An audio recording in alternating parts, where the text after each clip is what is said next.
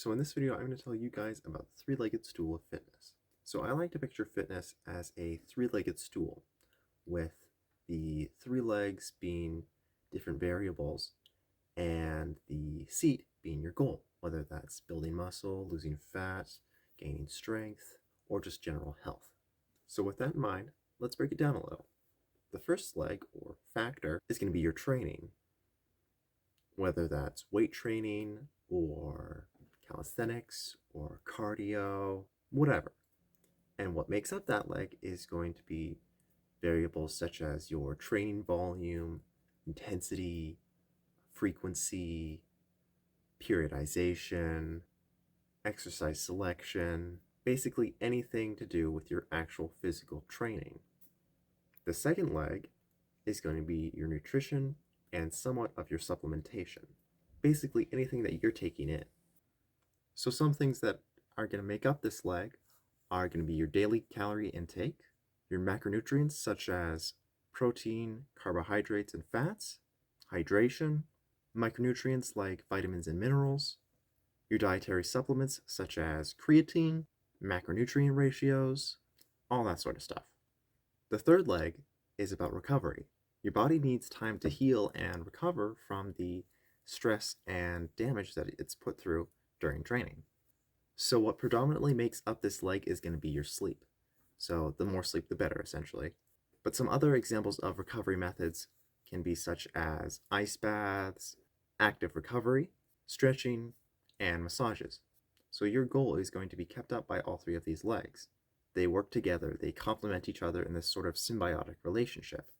You likely just won't make good progress if all of these factors aren't seen to and adjusted as needed. And if you do make progress, it's probably going to be slow at best.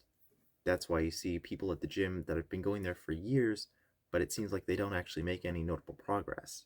So I'm going to go over a couple of examples of instances where someone might be lacking one or more of these three factors. So let's take someone, for example, who, let's say, trains really hard and they always go to failure. They train really hard, okay? How hard? Harder than last time.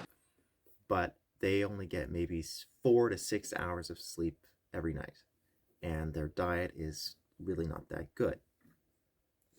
So the issue there is that they're putting so much stress and tension and damage into their body during their workouts, but their body isn't able to repair itself because it doesn't have the nutritional materials or the actual time to recover. Think of this person as like an F1 race car. They have the potential to go really fast, but they don't have the right fuel and they don't have a good pit team to keep them in good maintenance. So your body isn't going to adapt and grow if you're starving it of resources and the time to recover. Another person maybe has a really good diet and sleeps, a good 8 hours of quality sleep every night, but they go to the gym and they only go through the motions. They don't go near failure. They're not even approaching failure. They just go in, they go out, don't think about it. They don't train hard. They just go super easy. That person is now lacking the stimulus to actually make the body and the muscles and the cardiovascular system actually grow.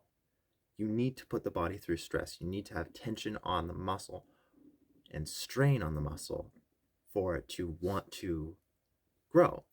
It's a survival response. So you need to have something making your body want to change. This situation is more like having a really good construction crew and all the materials that you'll ever need, but you don't have any blueprints or plans, so none of those workers work and none of the materials are used. So if you as a trainee or someone who just works out, if you're having a hard time making progress, then maybe you should look at your three-legged stool of fitness and see if one of those legs is shorter than the others.